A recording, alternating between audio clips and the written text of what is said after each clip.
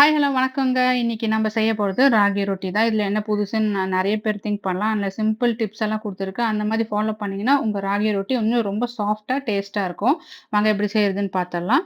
அதுக்கு 1 கப் அளவுக்கு ராகி மாவு, 1/4 கப் அளவுக்கு வெங்காயம், 1/4 கப் அளவுக்கு துருவுன கேரட், ஒரு 1/2 ஸ்பூன் அளவுக்கு இஞ்சி, ஒரு 1/2 ஸ்பூன் அளவுக்கு பச்சை மொளகா, கொஞ்சமா உப்பு சேர்த்தி, சுடு தண்ணி ஊத்தி இந்த மாரி ஸ்பூன் வச்சு நல்லா கலந்துக்கங்க.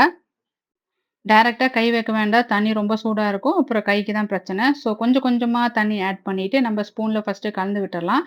இப்ப நம்ம 1 ஸ்பூன் அளவுக்கு கோகனட் ஆயில் ஆட் பண்றோம். ஸோ இதுதாங்க உங்களுடைய ஃபர்ஸ்ட் டிப்பு. இது எதுக்குன்னா, உங்களுடைய மாவு ரொம்ப சாஃப்ட்டா ஆக்கி விட்டுரும் இந்த கோகனட் ஆயில். அப்போ உங்களுக்கு வந்து சாப்பிடும்போது அந்த ஹார்ட்னஸ் இல்லாம சாஃப்ட்டா இருக்கும். ஸோ செகண்ட் டிப் என்னன்னா, பட்டர் பேப்பர். பட்டர் பேப்பர் அப்டின்னா வாழை இலை. இது 2ல ஏதாச்சும் ஒண்ணு எடுத்து இந்த மாரி பருத்தி எடுத்துக்கலாம்.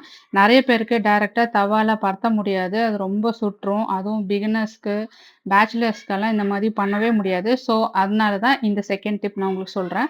இந்த தவால நம்ம எண்ணெய் அப்ளை பண்ணிட்டு, இப்ப ஸ்லோவா நான் எப்படி போடுறேனோ, அந்த மாரி போட்டுக்கோங்க.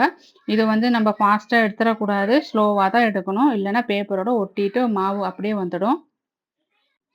இப்ப பார்த்தீங்கன்னா, நம்மளுடைய ரொட்டி எவ்ளோ தின்னா இருக்கு பாருங்க. இதனால தான் நான் பட்டர் பேப்பர் அப்படி இல்லன்னா வாழை இலையில ஃபர்ஸ்ட்டு பரத்த சொன்னேன்.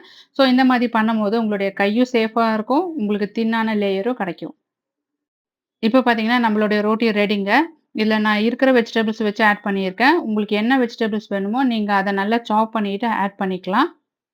இதுல நெறைய பேரு முருங்கைக்கீரையும் ஆட் பண்ணுவாங்க. ஸோ அந்த மாதிரியும் ஆட் பண்ணிக்கலாம். அது இன்னும் ஒரு ஹெல்த்தி வெர்ஷனா இருக்கும்.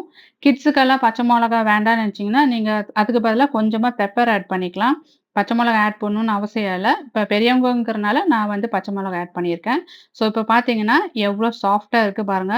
நீங்களே பார்த்தீங்கன்னா, உங்களுக்கே தெரியும். இது எவ்ளோ தின்னாவும் இருக்கு, எவ்ளோ சாஃப்ட்டாவும் இருக்குன்னு. இதே மாரி நீங்களும் ட்ரை பண்ணி பாருங்க. ஹெல்த்தியா இருங்க. தேங்க்ஸ் ஃபார் வாட்சிங்.